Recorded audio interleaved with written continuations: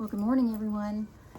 I hope that you are doing well and that you've had a good week and that you've been thinking about what you're waiting for and anticipating and finding those areas where maybe you can go ahead and not have to wait any longer, but move forward in the things that you're hoping for.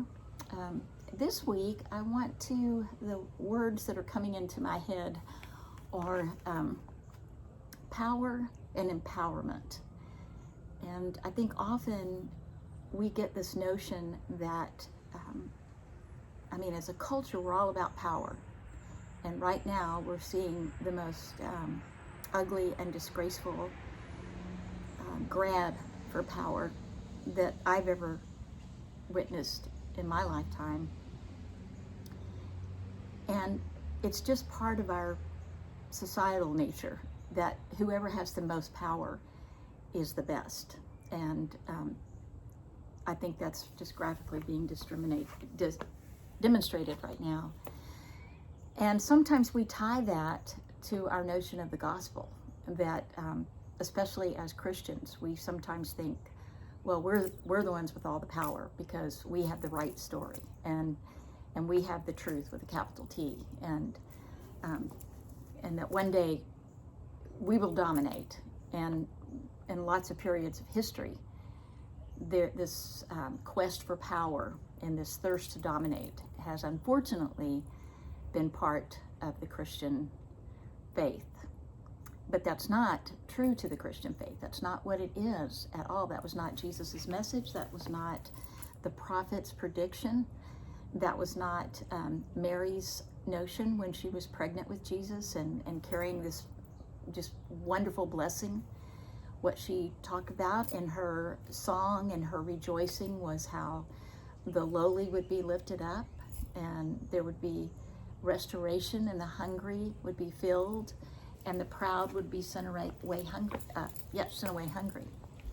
So it made me think that in this year of pandemic, when so many of our usual celebrations and activities are somewhat at least subdued. As Tom and I were talking last night, and he said it's like all the spontaneity has been taken away. You can't just pick up and go somewhere. If it's a restaurant, you've got to figure out if they have an outdoor seating, if you have to make a reservation, or just little things, but it's noticeable. And so in some ways, some of the power that we had for complete control over our lives has been curtailed a bit, and it gives us an opportunity to really consider what we're about. And I would suggest to you this morning that one of the things we could think about this week and going up to Christmas is that the gospel is less about power and more about empowerment.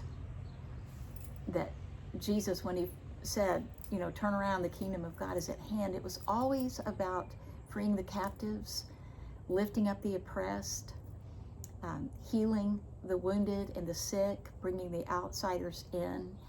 And if we are going to be people of faith, then naturally that will be our focus as well. And it'll be less about having all the power. And it doesn't matter if we win an election or lose an election, but how we are conducting our lives for the betterment of the whole. How are we empowering those around us in our lives?